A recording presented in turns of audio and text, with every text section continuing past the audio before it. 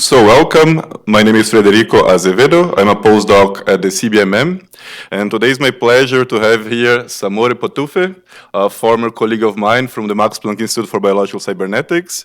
So basically, Samory did his PhD in the UCSD in computer science, and then he moved to Tübingen, where he joined the department of Bernhard Scholkopf, and there we met.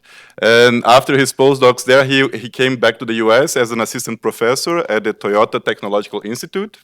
And after that, he became an assistant professor in Princeton in the Operations Research and Financial Engineering Center. And in January, he's going to be moving to Columbia in New York. And today he's going to tell us everything we can know about modal-set estimation using kNN graphics and their applications to clustering. So without further ado, thank you very much so much. Thank you. Thank you for the introduction, and thanks for having me. So the talk today, let me just adjust this. My talk is going to be about clustering and in general, but a particular form of clustering called density-based clustering. The talk is actually based on a series of work over the last 4 or 5 years or so with Sanjoy Dasgupta, Kamalika Chowdhury, Ulrike von Luxburg, Heinrich Jiang, and Jennifer Jiang. So hopefully this thing is working.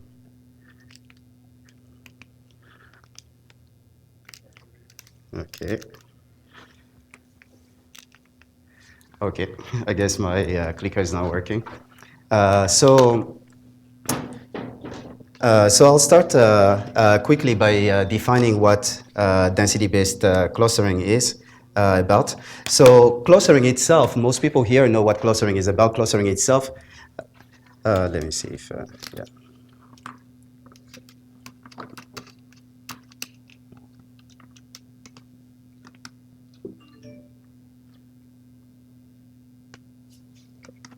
Okay, thank you. So clustering itself is just about grouping points together. You have a data set, you have a bunch of points, and you want to group points into the closest to most similar, into the most similar regions of points. In density-based clustering, the idea is how do we define similar? We define similar by just saying that the points belong together to a regions of very high density. So in density-based clustering, a cluster is essentially just that region of very high density of the data, and we might view grouping all the points together into these maybe 4 regions. This is another cartoon where we have a ring here, another ring, and those will be essentially the centers or the cores of the clusters. And so the idea will be try to find these regions of high density and then bring all the points together, assign all the points to regions of high density of the data. So that's the basis of density-based clustering. The reason why it is quite appealing is because it's very flexible. In a lot of those who are familiar with clustering here, if you think, for instance, of k-means clustering, you need to specify a certain number of clusters a priori. In density-based clustering, you don't need to specify a number of clusters a priori, and it's very flexible in that sense that the regions of high density of the data could be any number of regions. And so that flexibility is very appealing. And it could also be that the regions of high density could have any shape. And so you could have clusters of any shape, and that's also very appealing in a number of applications. Another appeal of it is that it allows you to define a mathematical object, a clear ground truth, a mathematical object that you're trying to estimate from the data. Most of the time in clustering, it's very hard to define what we even mean by cluster, right? What is technically a cluster? If you define a cluster as a region where points are closest to each other, you have to define what you mean by closest. Right. So here, by just defining things in terms of high density, we can actually mathematically define what it is that we are trying to estimate. So we can then talk about the performance of the estimation problem. There are many applications in medical imaging, in text mining, in speech, in computer vision. And at the end of the talk, I'll try to get into some of these applications. So the main motivation for this series of work, for this line of work for us, was that In density-based clustering, there are tons of heuristics that people came up with because of its appeal. There are tons of heuristics that people came up with, and the heuristics work very well in practice. However, it's very hard to say anything theoretical about these heuristics. It's very hard to give guarantees. Are they truly finding the regions of high density of the data? It's very hard to say so. However, there are tons of theoretical methods for which we can give these type of guarantees. They would certainly, with high probability, find the regions of high density. However, when you try to apply the theoretical methods, they don't work as well as the heuristics. So that was our main motivation. Can we come up with a method that is theoretically grounded with guarantees that compete with the heuristics? And so that's what I'll try to talk about today, a series of work that allowed us to eventually arrive at a method that is theoretically grounded and works just as well or better than the heuristics. So first, I'll talk about the various formalisms of density-based clustering, the various approaches that people have used so far in density-based clustering. The common idea to all these approaches is you cluster the data around so-called high-density cores. You first define what you mean by a high-density core. You find the high-density cores, and then you cluster all the data around the high-density cores. The distinction between the various approaches is really in how they define high-density cores. What's common to all the approaches is that we assume a priori that there is an unknown density. Let's say this is the unknown density. There is an unknown density from which your data is generated. You might view it as the population density. Your data is sampled randomly from this population density, and you define your clusters with respect to the population, not with respect to the data you observe, with respect to the population. And then you try to estimate with respect to that population. So here is a simple cartoon. And let's say the data is sample ID from some density f. The density itself is not known. It's a density over the space. It could be a Gaussian. It could be anything you want. The density is not known. All we observe is the point from the density. So one line of work is essentially the assumption in dbScan. dbScan is one of the most popular heuristics for density-based clustering. And the main assumptions made in dbScan and similar algorithms is that the cores, what we're going to call the centers of every cluster, the cores of a cluster are given by level set of this density. So I have the density, I cut it off at some level, and then whatever points correspond to that cutoff, the points whose density are above this lambda would be my core, will be the core of my cluster. So those will be the points of very high density. So dbScan and a bunch of other algorithms use this sort of formalism for what high-density cores would be. The idea would then be estimate these high-density cores in data, and then once you've estimated the high-density cores, you assign every other cluster to the high-density cores. And please feel free to stop me at any time if you need better explanation. So the problem with dbScan right away is you have to specify the density level at which you're looking. So this here is one specification of the density level, but if I change the density level, if I put it here, all of a sudden, the clustering changes completely. So that's one problem with it, is that the practitioner has to specify this density core, and it's not quite clear a priori. Another line of work is mean shift. And in mean shift, the cluster cores are essentially just modes of the density. By modes of the density, the maxima of the density, the point at which the density is maximal. dbScan, mean shift, sort of assumes that the density is maximal at some points. In practice, it's not necessarily maximal at some points, but it could be maximal on a whole set, right? But this is the main assumption within mean shift. It's maximal at some point. And the problem is that mean shift can be very unstable for very general maxima. In practice, a maxima of an unknown density does not have to be at a single point, the unknown density can be flat or approximately flat in some regions of space. And whenever that happens, if you think about this region, for instance, whenever that happens, then the density, the high density core is not well specified. It could be any of the min-shift procedures could be picking up any point in this region, and in which case you generate a whole different clustering. So this is also not very well specified. And in the end, it gives you different answers depending on which sample you're getting from the unknown density. So that's sort of the motivation here. The other problem is that min-shift, even though it's quite popular in practice, is very hard to analyze. It's very hard to give guarantees to min-shift. It's also fairly hard to give guarantees to dbScan, and these are the two methods that we are going to try to compete against. We are going to try to do much better and compete against this method. The key idea for us was simple. Try to fix this instability within min-shift.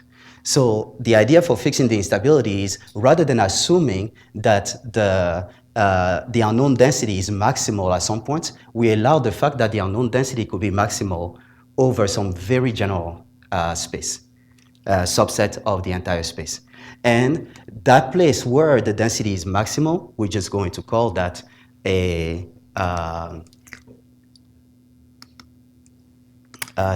that point where the density is is maximal is what we are going to try to estimate, and we'll just call that a modal set as opposed to a mode. Okay, and so the whole point now for us is come up with a practical and optimal estimator of modal set of the unknown density. So here again in the cartoon, the density here is maximal on these rings here. And so the idea would be, try to discover the rings, and then cluster the rest of the points around the rings.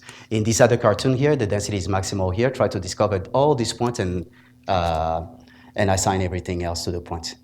Now, the difficulty here is that we don't know the location of the maxima, and we don't know the shape they have. We don't even know the dimension of the maxima, and yet we want to do this very general estimation. The side benefit of this type of estimation is that it applies much beyond the problem of clustering. It also applies to the problem, a very similar problem called manifold denoising. So in manifold denoising, I'm observing a manifold plus noise, and this is sort of the case here. I'm observing manifold plus noise, and I want to discover the manifold itself. I want to denoise the manifold, and we'll get the benefit of that by just understanding how to estimate modal sets. Any question up till this point? All right, so this will be the main goal for us. Once we can estimate modal set, we'll just fall back to simple clustering by clustering everything around the modal set. So the rough intuition as to how we're going to estimate modal set, the key problem, as I said earlier, the key problem is that we don't know the location of the modal set. We don't know their shape. We don't know anything. At the very least, we'll try to isolate them. We'll try to get their location. That's the first step. Try to get their location. And so to get their location, the idea is isolate points around the maxima. If we can find roughly, approximately all the points that are close to a maxima, then we can, within those points, try to estimate the modal set. So how do you isolate these points? We can isolate them if we can estimate level sets. Suppose we can estimate the level set of the unknown density, then we can isolate the regions where it's maximal. So how a level set here is defined simply this way. We're considering upper level set. This is the unknown f. We're considering all the points that are above a particular level. So as here, if we can estimate all the points above this level, these are the points, we can then infer eventually that there is a single mode here. If we could isolate all the points here, then we could say eventually that there is actually a whole flat mode in here. So the first step for us is isolate these things, and then learn the maxima in each of these level sets. The subroutine that we are going to use to do the isolation is called the k-nearest neighbor graph.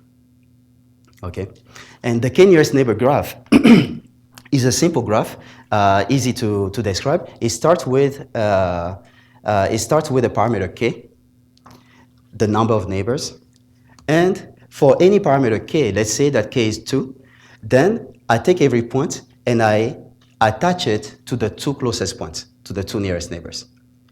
And over time, that builds an entire graph called the k-nearest neighbor graph.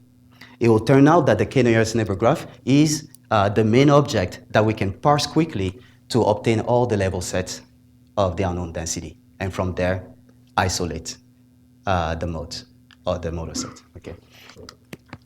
Okay, so the outline of the talk is the following, and this outline sort of follows the outline of our research program. So first thing for us is understanding how nearest neighbor graphs relate to the unknown density. Once we understand how nearest neighbor graphs relate to the unknown density, we can then think about, okay, what if the unknown density only has point modes? So we're going to look at a simpler problem. What if the unknown density only has point modes? Can we estimate them all? Once we are able to estimate them all, we then go to the harder problem of estimating more general modal set, more general maxima of the density. And I hope that sort of makes sense. Once we get intuition here, it becomes quite easy to understand how we do this last part. Okay. So before I move on, because I'm going to get into much more technical stuff in a minute, I want to give you a small spoiler. What do we get by doing this? Right? What sort of clustering result do we get by doing this? And so here, a result on a few, you see a data set. QuickShift++ is the clustering procedure we get from this approach, estimating modal sets first. QuickShift++ is the procedure. dbScan is one of the heuristics. MinShift is another heuristic, and QuickShift is another very popular heuristic. And on a lot of these data sets, we can see quickly that the approach works really well. We actually do much better than all the heuristics here by just doing this modal set estimation first. And here, we didn't actually go and pick the data set so that I can show this result. We just tried a lot of different data sets, and the thing kept working very well. So well that we thought at first that there might be a mistake in the code. But there was no mistake, and I'll show you a lot more other such results in the end. The scores here are called mutual information and then rand index. Those are the two most common scores in assessing the performance of a clustering procedure. I can talk a bit more about them later. So first thing is what do kNN graphs encode about the unknown distribution, the unknown density F? All right. So I'll start off by giving you a bit of history. So how can we characterize the density or the clustering structure given by a density? So we have a density over RD, over a general space. And Hartigan in 81 tried to characterize propose characterizing the cluster structure through the so-called cluster tree of the density. And the cluster tree is fairly easy to explain. I look at every level set, every upper level set of the density. And then in this level set, I'll say, if I pick this level set, I'll say there is one cluster. I just look at the connected components given by the level set, and there is this one connected component. If I look at this level set, there are these two connected components. I look at this one, there are these other two. And the whole collection of these connected components per level set forms a tree. It forms a tree in the sense that all the components here are subset of the components at the lower level, right?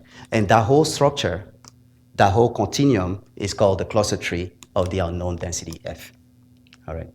And so the first question that Hartigan posed back in 81 is, okay, once this structure is defined, is it estimable?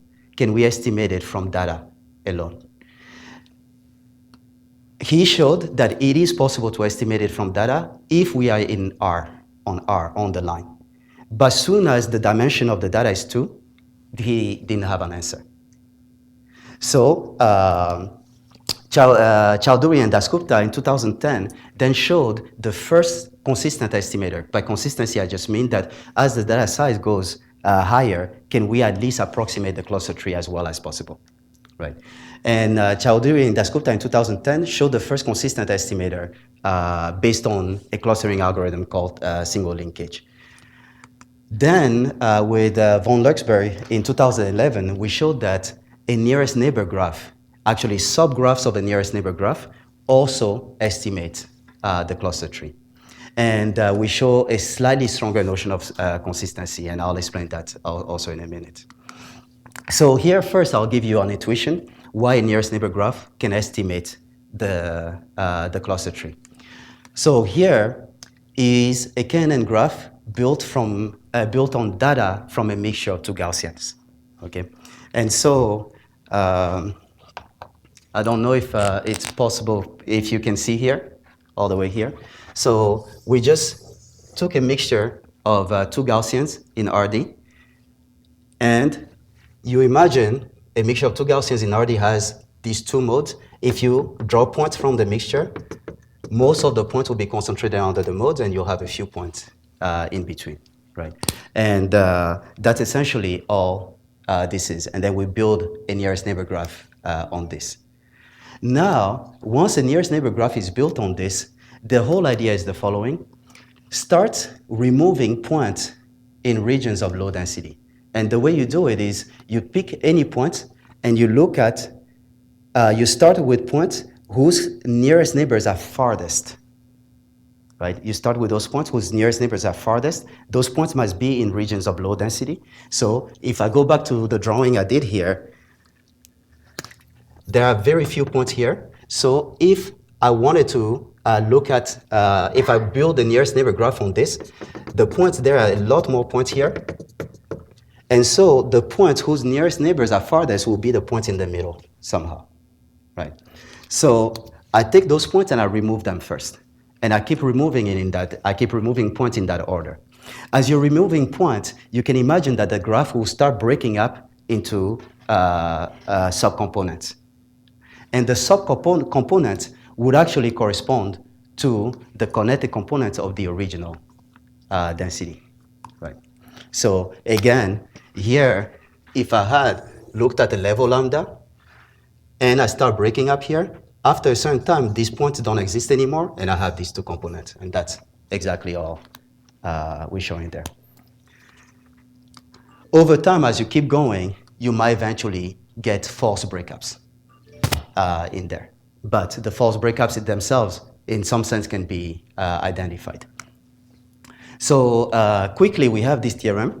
The theorem says the following. It says that let F, the unknown density, be uniformly continuous, plus some additional conditions, some mild conditions. And let K, the number of nearest neighbors, be greater than log n being the number of points you have in your data set, right? The reason you have this here is simply that you can show that the original graph, in order for the original graph to be connected, you need K to be at least this large, okay? And then the statement says this: let C1 and C2 be two disjoint connected components at some level of the original density. Then, with probability going to 1, all the points coming from C1 and all the points coming from C2 are disjoint in some subgraph of the original kNN graph. One of the subgraphs constructed this way. So in that sense, the kNN graph or subgraphs of the kNN graphs represent the level set of the unknown density. So that's the main result. Does that sort of, hopefully that sort of makes sense, right? However, I told you a second ago about these breakups here that you could get, and that could become a problem. We have to be able to identify false breakups. And we also have a consistency result that says that there is a simple way to identify when the breakup is false in some sense, when the breakup is just due to the variability within the data. But how exactly we identify it, I can explain it a bit more later. But the key idea is that if we are here if we get to this subgraph here, we can look back down and see that in this procedure, these things were connected earlier, were connected ago. And then whenever we have something like that, that it's connected not so long ago, we reconnect them. But I'll explain it a bit more later. The key idea is that we can identify these things and reconnect them. And that's actually the stronger form of consistency that I talked about earlier. Right. So in words, let me put it this way. If I were looking at this mixture of two Gaussians, this is the cluster tree. It looks like this. It's just a tree that goes up and has two branches. The first theorem says that we'll recover a tree that might have a bit more than two branches. However, a subtree of that is the cluster tree.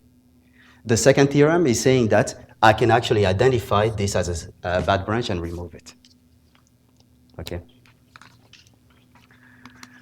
So after this work, there were many refinements by various authors, and some of them are very recognizable in the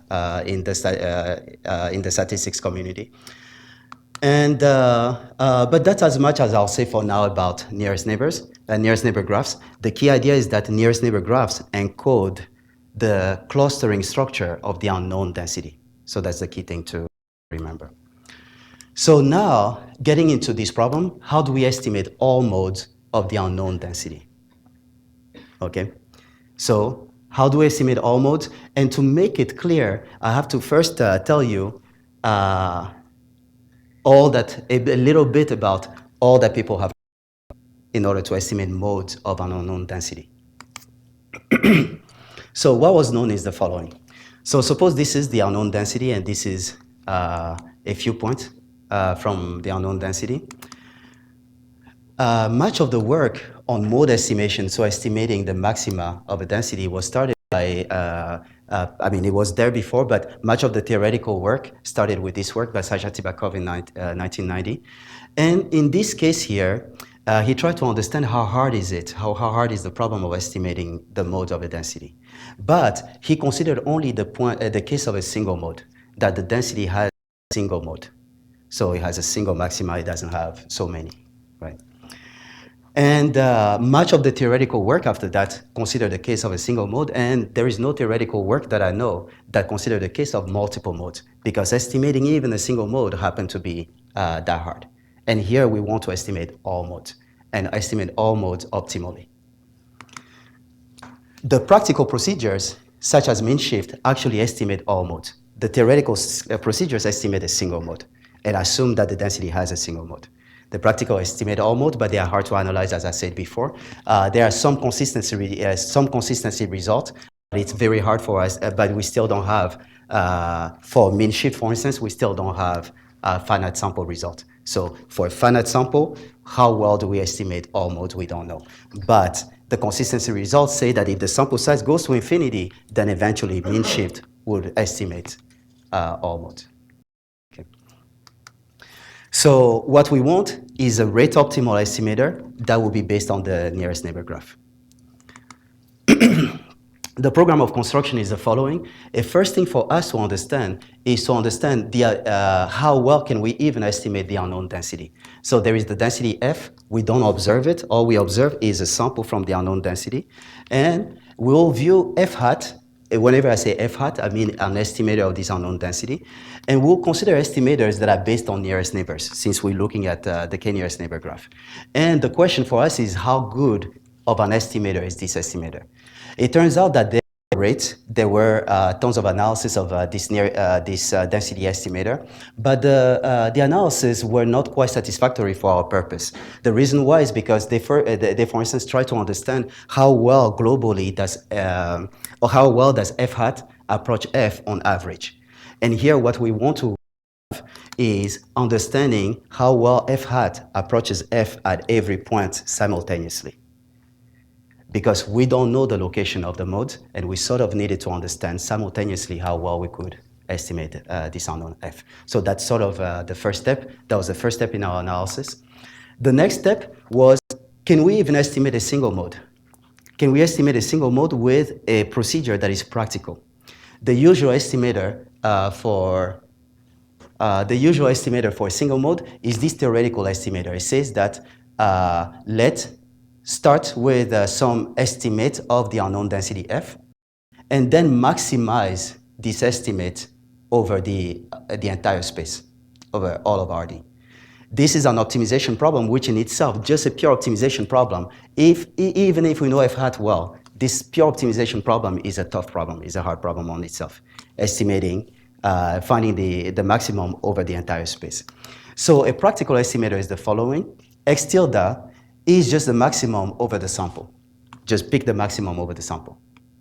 Right. This one is known to be an optimal estimator. However, it's not easily implementable. This one is easily implementable, but we don't know if it's optimal. So we know that it's consistent, but we don't know if it's optimal. And here, in this work, we also show that this simple estimator, this practical estimator, is also optimal. Then we get into the problem of estimating in multiple modes. And I said before, practical procedures are hard to analyze, and there is no theoretical procedure for this case here. All right, so let's start with which rate we could get for kNN density estimation. This part I'll just go over it quickly because I just want you to have a flavor of what the result is.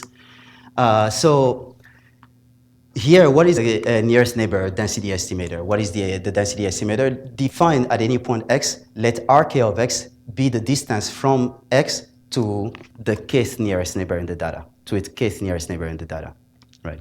The density estimator is defined in terms of Rk of x, and all it's doing, so it's kn times the volume of the ball, x Rk of x, and all it's doing is taking the mass of this ball divided by the volume of this ball, which is, so in some sense, what a density is, right?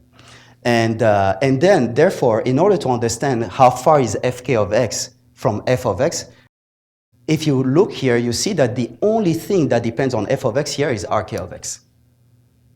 Okay, so we just need to understand how Rk of x behaves in terms of f of x. And that's the main idea in from the analysis. So this is a fairly complex slide, but I'll just say quickly what it says. It essentially says that Fk of x is as close to f of x as about 1 over square root k, where k is the number of nearest neighbors. Okay, but it says that this happens uniformly over all x simultaneously, as long as k is greater than log n and is less than some quantity. What is this quantity? The main thing you need to understand about this quantity, the quantity says how fast f changes in a small neighborhood. That's all it says. Okay, so we can characterize how far Fk is from f at every point in space, just in terms of how much f changes in those points in space. Okay, so that's the key thing to remember from here. And and this is a pretty general result. It happens that this result holds with high probability, and this simple result can cover what's known to be the optimal rate of estimation for unknown density. And the optimal rates were known from before, but not using this particular estimator. Okay. All right. So single mode rates. How well can we estimate a single mode? And can we estimate a single mode without looking over all of RD? Remember, the commonly studied estimator is this one that looks over all of RD. There is also some other type of estimators called recursive estimate. But the key question for us is, let's look at this simple estimator, which maximizes Fk, which I described earlier, which maximizes Fk over just the sample. Can we show that this thing is optimal in some sense? And it turns out to be optimal. So the assumptions, this is a bit more technical. The assumptions are the following. They are very general assumptions, however. The assumptions are the following. Let x be the maximizer of f. And we also assume some regularity assumption about, we also have some regularity assumptions about f in a neighborhood of x. It says that the Hessian of f, the second derivative, is well defined in a neighborhood. And not only it's well defined in a neighborhood, it's strictly negative, definite. Okay, that's all it says. And this is a common assumption fairly common assumption in optimization.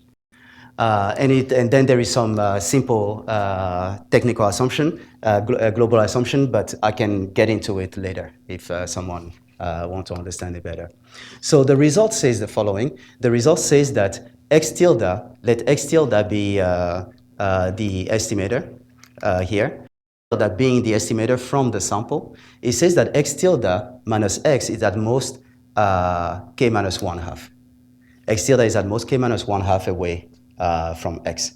And this turned out, as long as k is between log n and n4 to the 4 plus d, and this turned out to be optimal.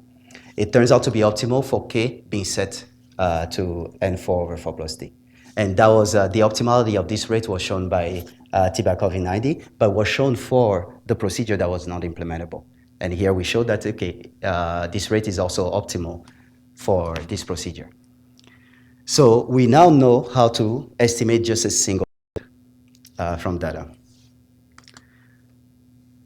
And the key idea here in the proof, and I won't get too much into the proof, the key idea is all we had to show. Go ahead, you had a question? Sorry, I'm so sorry.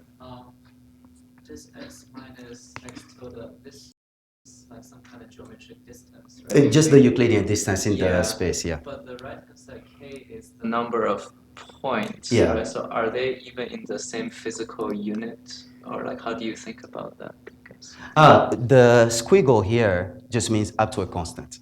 oh, Okay. So there's something. Yeah, there is something there.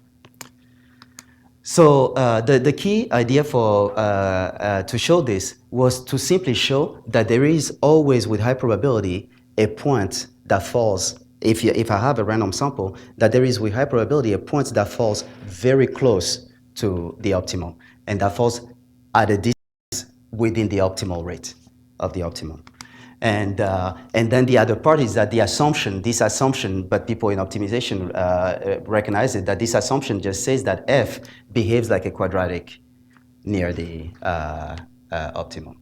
And that's good enough to have enough curvature and enough flat in order to get enough signal and estimate the maximizer. All right, I won't go into the math. But let's get into the multiple mode rates. But here I'll stop for a second. What we've seen so far is we now know if I have an unknown f and I observe a bunch of data, we know how well the unknown f is being estimated. So that was the first part. How well is the unknown f being estimated just using this nearest neighbor approach? The next thing is if I have a single mode, if the unknown f had a single mode, can I estimate it with a practical algorithm, with one that is implementable? Can I estimate it efficiently? That was that part, that this simple estimator that just picks the maximizer of fk in a sample is optimal, is rate optimal. So that was the first thing. That was the second thing. We can estimate a single mode well. Now the question is, how can we now estimate multiple modes? And your f is always smooth and continuous. There is no the assumption is that the f. The assumption throughout is that f is continuous and uniformly continuous over the space. Okay. You use something like a local polynomial regression or something like that. Would you get the second result? To estimate the mode? Here? So like Nadaraya-Watson with local polynomials. Yeah. So you're asking, what if I had a different estimator? Yeah, we'll get the same thing. Because the key point was to understand that there is a point close enough to the mode. Yeah. Then for those, I could adapt to higher orders of smoothness. It turns out that I don't need exact L affinity control for the rest of the result, because I sort of need to have good enough estimation at the mode and okay estimations in the tails.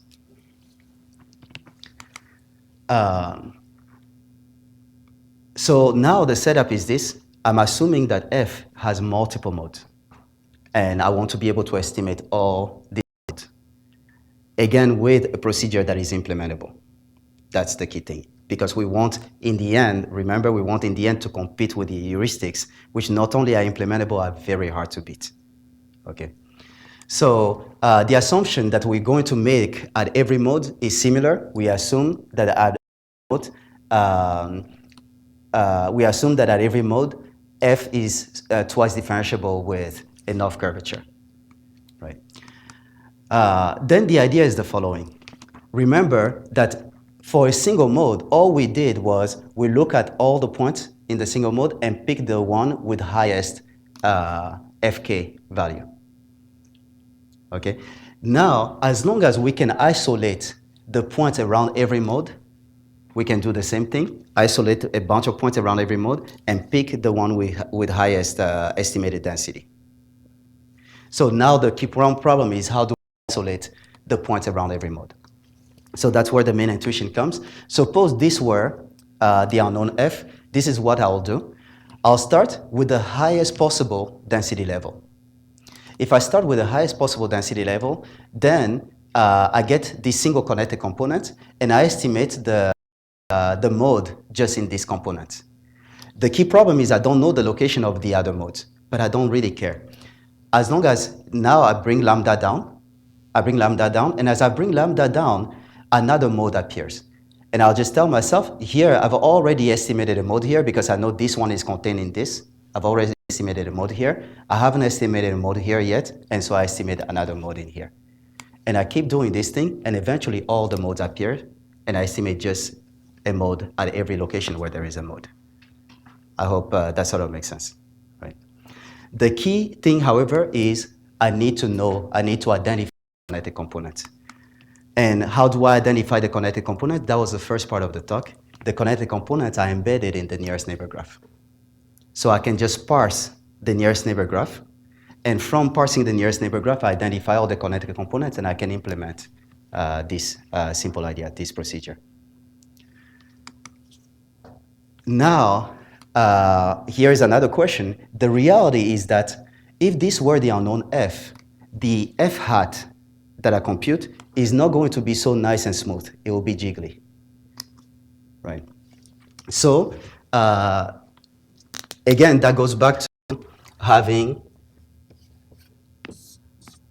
false branches in here. So being jiggly means if this were the real thing, maybe I have this. Okay, maybe I have this in the f hat. This thing is the real f, but I have these false bumps in the f hat. All I have to do is identify the false bumps. The good thing is, from the first part, I know how far f hat is from f at every point. So I know this bump is at most about 1 over square root k. By just knowing how big the bumps are, the bump that is below 1 over square root k, I view it as a false bump and I remove it. So it just allows me to smooth out the process and recover just the tree, not the false ones. All right. Now there is a small point I'll have to make here, which is the following, which is that in order to recover all these things, I also need a bit of separation between the modes, right? I need a bit of separation between the modes because if there is no separation between the modes, then it's very hard to identify a mode by itself. So all I mean is, if I have two modes that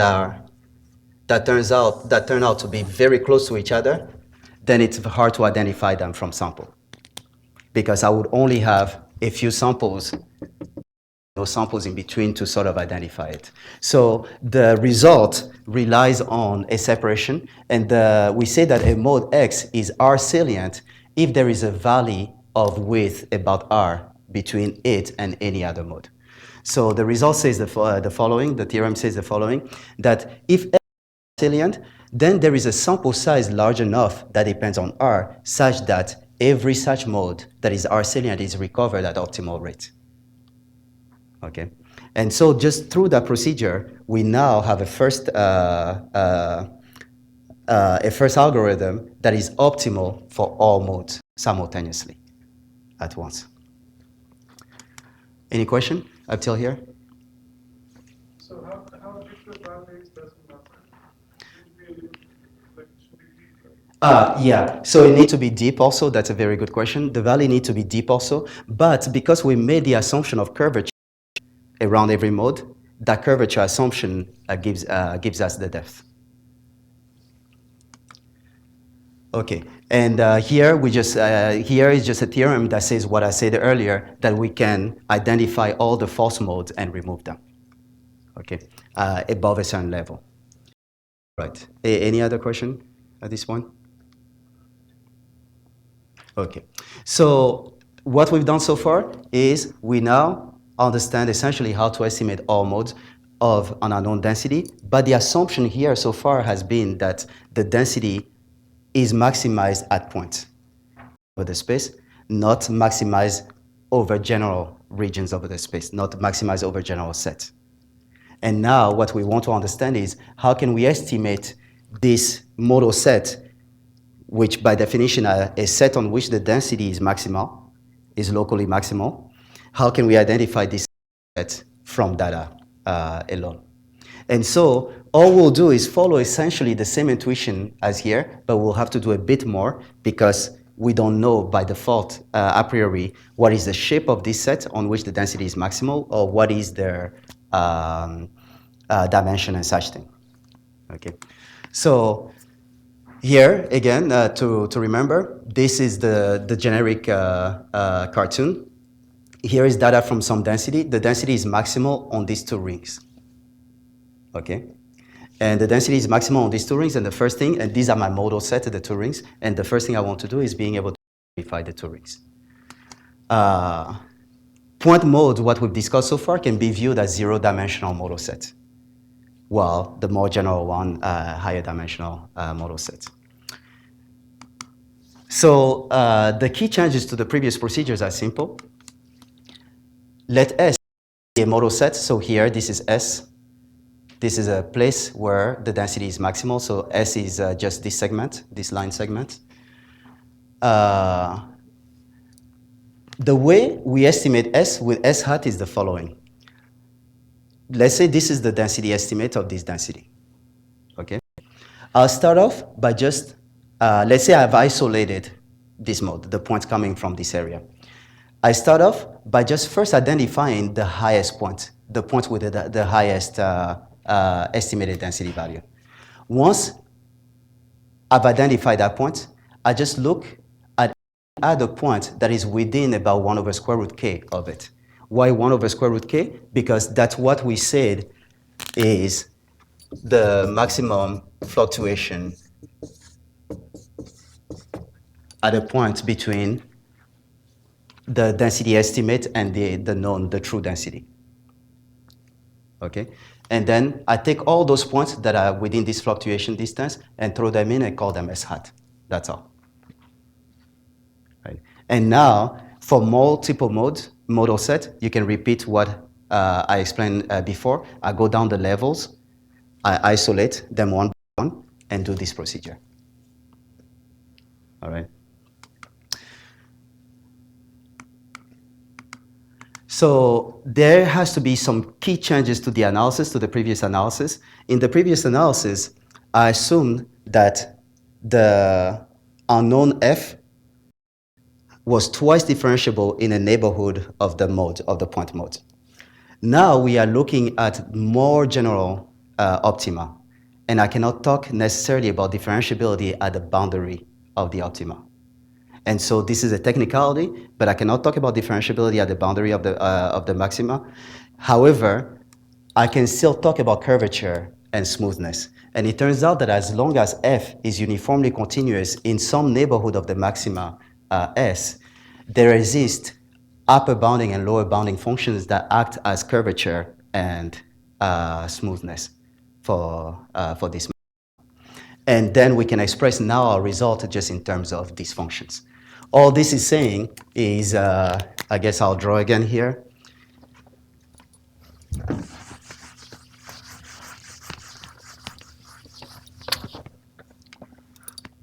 All this that is saying is that if I have f like this and some maxima s, this is s, there exist two functions that envelope my entire f. And those functions are enough and serve as a curvature and smooth. So just the existence of those two functions is enough for us to establish a rate of convergence. And the rate now is in terms of the Hausdorff distance between the two sets. Now we can say that the Hausdorff distance between the two sets is in terms of this L goes to 0, so we have consistency, and goes to 0, so we can estimate S consistently with S hat, provided again that K is greater than log n, but less than a function of U, a function of the upper bounding function, a function of the upper bounding envelope, okay? And then we get similar pruning guarantees as before. By the way, if I let the lower bound and the upper bound be quadratic, I recover exactly what we had in the case of the point mode, right? The whole reason why I'm going through here is because if I have a set of this type, there might not be differentiability at the boundaries of this set, okay? All right. Any question here? Okay, so the key point is that if you want to forget everything and just remember this, the key point so far is that we can estimate all modal sets, very general set where a density is maximized. We can estimate all these modal sets at optimal rate. That's the key point. So here D is the local dimension of each like set or like each neighborhood, or is it like the? Is it adaptive or not?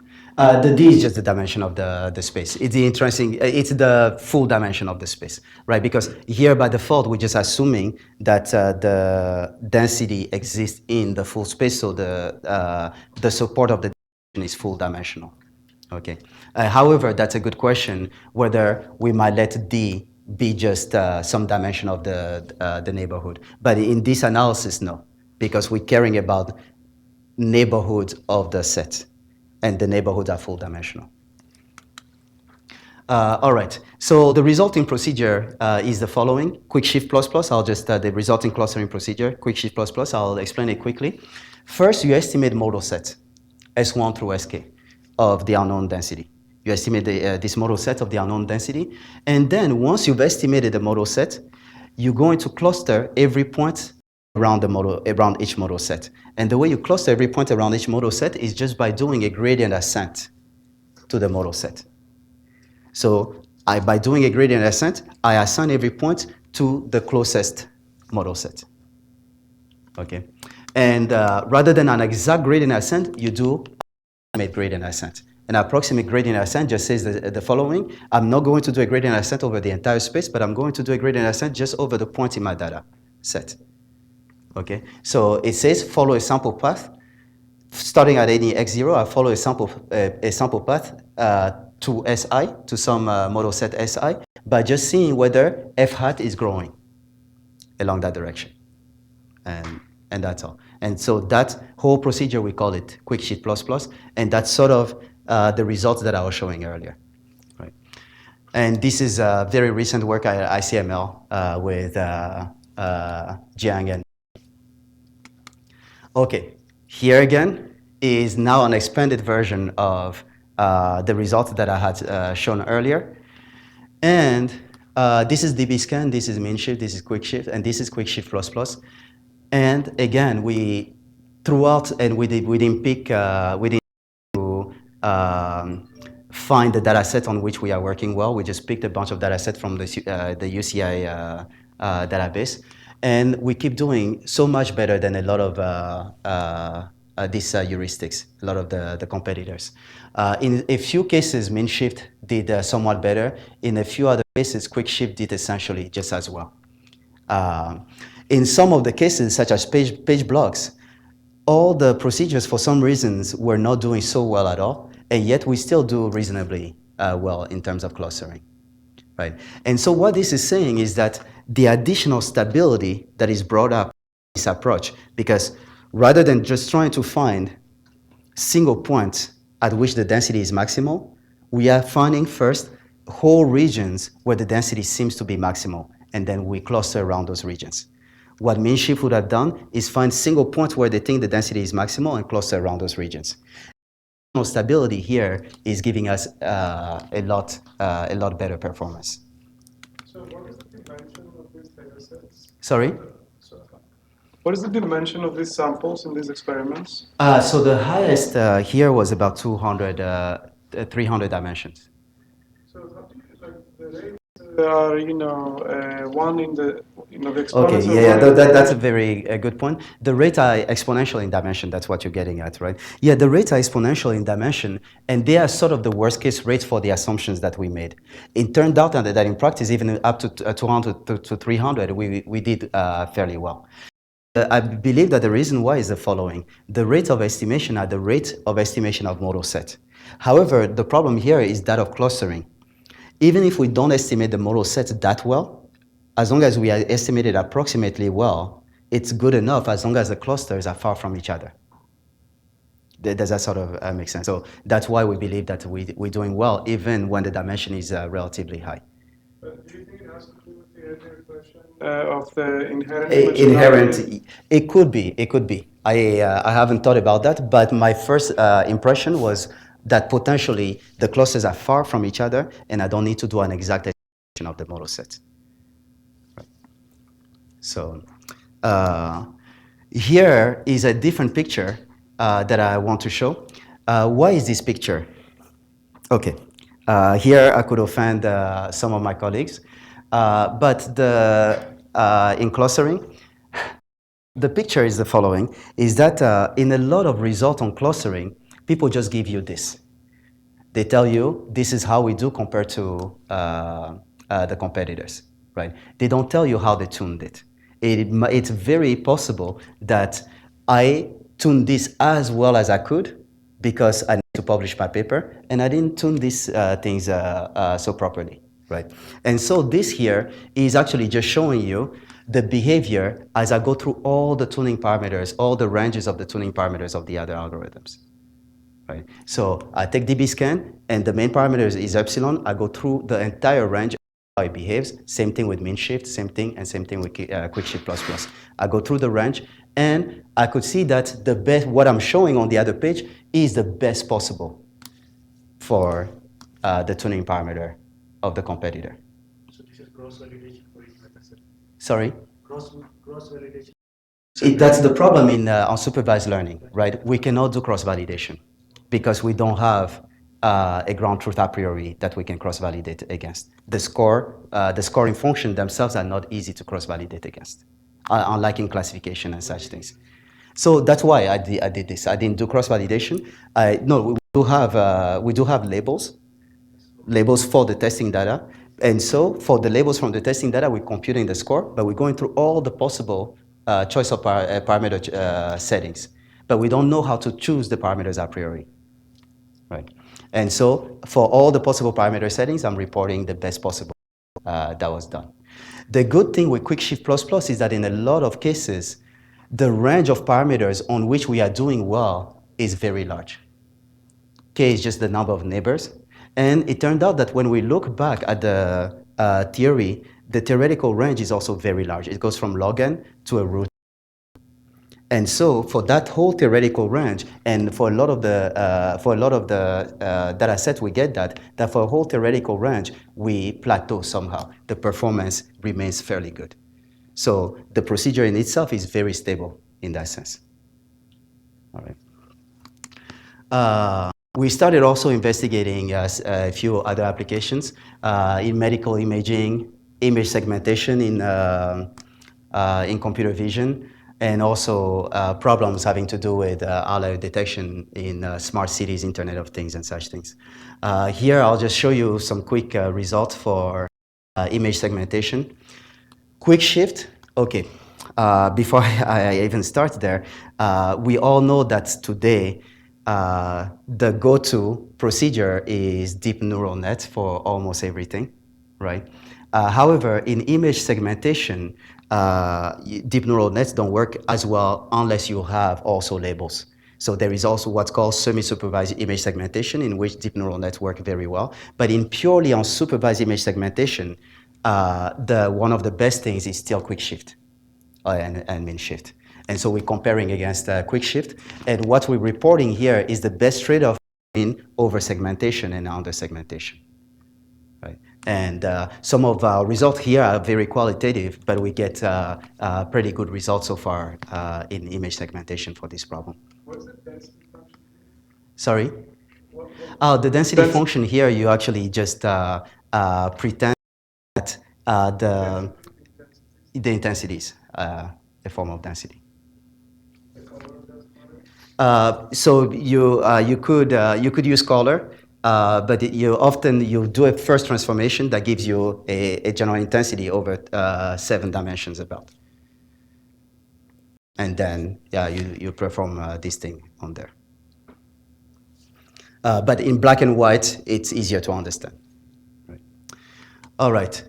So some future questions are adaptation. I think you were asking such questions. Can we Can we automatically choose the parameters procedure? Even though the procedure is very stable to its choice of parameters, we will still like to be able to just look at the data and make the optimal choice of parameter. So that one is a fairly hard problem so far.